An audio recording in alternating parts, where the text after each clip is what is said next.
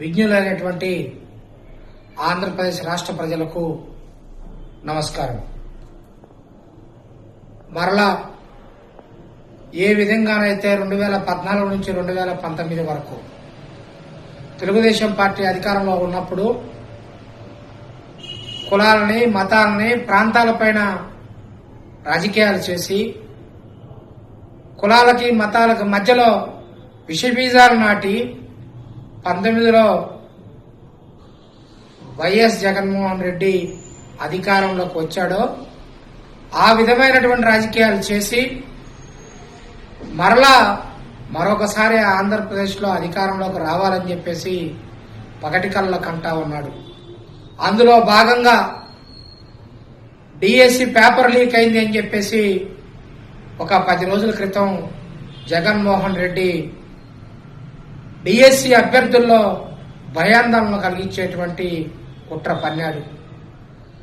మరి DSC paper లీకేజీలో వాస్తవాలు లేవని చెప్పేసి వైఎస్ఆర్సీపీ చేసేటువంటి ఆధారాలు లేనటువంటి ఆరోపణలు అని చెప్పేసి రాష్ట్రంలో ఉన్నటువంటి మొన్న ఉద్యోగాలు పొందినటువంటి యువతే కాకుండా మరి అభ్యర్థులు, అదేవిధంగా యువత మొత్తం కూడా వైఎస్ఆర్సీపీ పార్టీ చేసేటువంటి ఒక వికృత రాజకీయ శాస్త్రాలు ఏవైతే ఉన్నాయో నవ్వి వదిలేయటం జరిగింది. మరలా తర్వాత డిఎస్సి పేపర్ లీకేజ్ కాదు, స్పోర్ట్స్ కోటాలో పోస్టులు అమ్ముకున్నారని చెప్పేసి మరలా రెండవసారి ఆధారాలు లేనటువంటి ఆరోపణలు మొదలుపెట్టారు. చాలా స్టాటిక్స్ తోటి ఒక పక్కన స్పోర్ట్స్ అథారిటీ వారు, మరో పక్కన అధికారులు చేసినటువంటి ప్రాసెస్ అంతా కూడా బయటపెట్టి మరొకసారి వైఎస్ఆర్సీపీ పార్టీ రాజకీయ లబ్ధి కోసమే ఇలాంటి ఆరోపణలు చేస్తుంది అని చెప్పేసి ప్రజలకు వివరించడం జరిగింది. అది కూడా తేటతెల్లం అయిపోయింది. వైఎస్ఆర్సీపీ చేసేటివన్నీ ఆధారాలు లేనటువంటి ఆరోపణలు అని చెప్పేసి తేలిపోయింది. ఇంకా కొత్తగా ఒక రాగం అందుకున్నారు. ఏదైతే 2018లో ఢిల్లీ వేదికగా వైఎస్ జగన్మోహన్ రెడ్డి మరి కమ్మవారికి డిఎస్పీల్లో ప్రమోషన్లు అని చెప్పేసి ఆ రోజున తనకున్నటువంటి అవినీతి మీడియాను అడ్డం పెట్టుకుని ప్రజలు నమ్మే విధంగా మాట్లాడాడో అదే దారిలో ఇప్పుడు మళ్ళా కూడా 2018 రాజకీయం మొదలుపెట్టి ఇప్పుడేదో స్పోర్ట్స్ కోటాలో మరి కమ్మ సామాజిక వర్గానికి పదవులు ఇచ్చుకున్నారని చెప్పేసి మాట్లాడుతూ ఉన్నారు. నేను అడుగుతా ఉన్నా, ఈ రోజున జగన్మోహన్ రెడ్డి ఇచ్చినటువంటి డబ్బు కాశపడి, జగన్మోహన్ రెడ్డి వేసేటువంటి బిస్కెట్లు కాశపడి, జగన్మోహన్ రెడ్డి వేసేటువంటి పెడిగిరి కాశపడి మరి ఈ రోజున ఒక ప్రైవేట్ ఇంటర్వ్యూని ఒక యూట్యూబర్, ఒక పనికి మాలినటువంటి యూట్యూబర్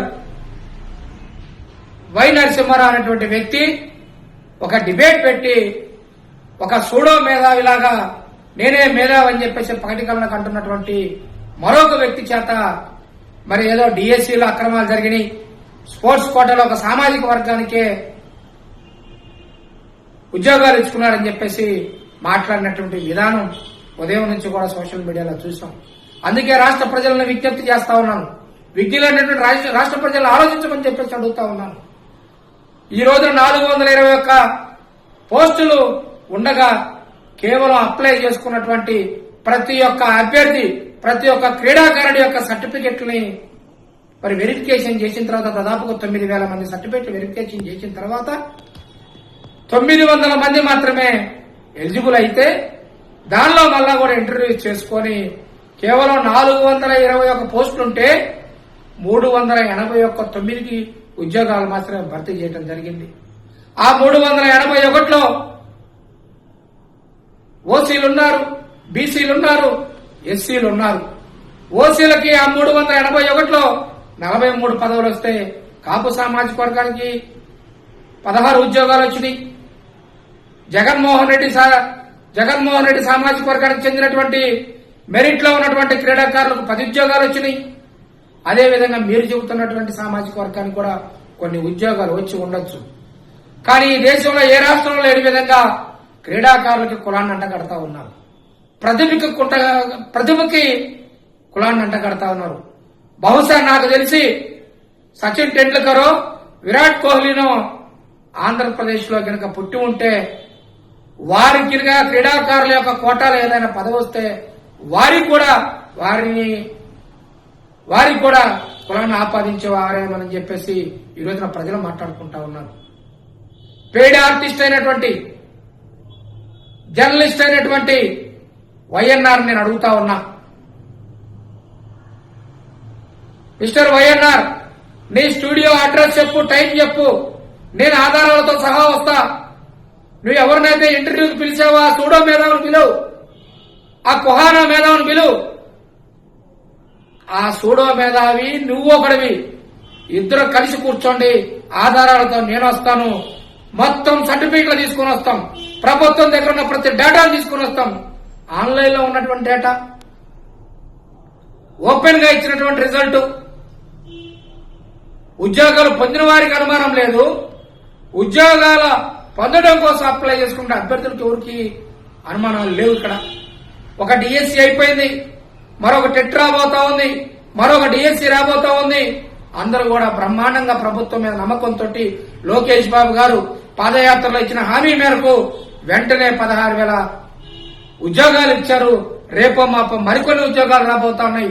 ఒక డిఎస్సీనే కాదు, బ్యాక్లాగ్ పోస్టుల భర్తీ, అదేవిధంగా ప్రభుత్వంలో ఖాళీ ఉన్నటువంటి హెల్త్ డిపార్ట్మెంట్ కానీ, పోలీస్ డిపార్ట్మెంట్ కానీ, అన్ని డిపార్ట్మెంట్లో ఖాళీ అయినటువంటి పోస్టుల భర్తీ, ఖాళీ అవబోతున్నటువంటి పోస్టుల భర్తీ, అదేవిధంగా ప్రైవేట్ రంగంలో తీసుకొస్తున్నటువంటి పెట్టుబడులు, పరిశ్రమలు, ఉద్యోగ ఉపాధి అవకాశాల కోసం యువత కష్టపడతా ఉంటే అవన్నీ చూడకుండా లోకేష్ గారికి, కూటమి ప్రభుత్వానికి మంచి పేరు వస్తుందని చెప్పేసి ఈ 2 సంవత్సరాల పరిపాలన చూసి ఓర్వలేక సిగ్గు శరమైనటువంటి రాజకీయాల్లో భాగంగా కమ్మ సామాజిక వర్గాన్ని మరొకసారి కమ్మ సామాజిక వర్గం మీద సమాజంలో విషం చిమ్మేటువంటి ప్రయత్నం చేస్తా ఉన్నారు. నేను ఈ రోజున విషం చిమ్మినటువంటి వ్యక్తులిద్దరికీ చెప్తా ఉన్నా, లేదంటే ఇంకెవరికైనా సరే ఇలాంటి ఆలోచనలుంటే ఆలోచన పరులకు చెప్తా ఉన్నా. మా సామాజిక వర్గం ఏ తప్పు చేయదు. ఏ రోజు కూడా మా సామాజిక వర్గం ఆలోచించేది ఒకటే విషయం, మనం బాగుండాలి, మనతో కలిసి ఉండేటువంటి ఈ సమాజంలో ఉత్తర కులాలు అందరూ బాగుండాలి అని చెప్పేసి ఆలోచించేటువంటి సామాజిక వర్గం కమ్మ సామాజిక వర్గం. 2, 3, 4 పోస్టులు 16,000లో కమ్మ సామాజిక వర్గానికి వచ్చి ఉండొచ్చు. అది వచ్చి ఉంటుంది, ప్రతిభ వల్ల వచ్చిందే గాని మరొక విధంగా కూటమి ప్రభుత్వం చేయదు. మీలాగా గ్రామ సచివాలయాల పేపర్ లీకేజ్ చేసి మా కార్యకర్తలకే మేము అమ్ముకున్నామని చెప్పేసి ప్రకల్పాలు పలకడానికి అవకాశం ఈ ప్రభుత్వం ఇవ్వదు. కాబట్టి ఇప్పటికైనా సరే వైఎన్ఆర్కి చెప్తా ఉన్నా, బుద్ధి తక్కువై తొందరలో తప్పు చేశారని చెప్పేసి ఒప్పుకొని బహిరంగ క్షమాపణ చెప్పాల్సినటువంటి అవసరం ఉన్నది. అంతేకాని ఒక సామాజిక వర్గం మీద ఈ సమాజంలో ఇతర కులాలలో విషబీజాలు నాటాలి, లేదంటే ద్వేషం పెంచాలని చెప్పేసి నీ పగటికలు ఏవైతే ఉన్నాయో ప్రజలందరూ కూడా గమనిస్తా ఉన్నారు. 2014 నుంచి 18 వరకు 19 ఎన్నికల వరకు కూడా మీరు చేసింది ఇదే అని చెప్పేసి నమ్మారు కాబట్టే కూటమి ప్రభుత్వాన్ని ప్రజలు ఆశీర్వదించారు.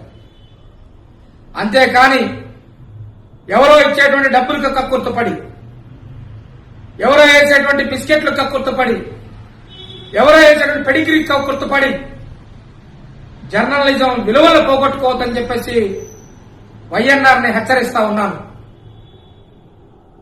ఎవరికైనా సరే కమ్మ సామాజిక వర్గం మీద ఈ సమాజంలో విషబీజాలు నాటాలని గాని, ద్వేషాన్ని పెంచాలని గాని నిజంగా తప్పు చేస్తే మీరు ఖచ్చితంగా ఆరోపణలు చేయండి.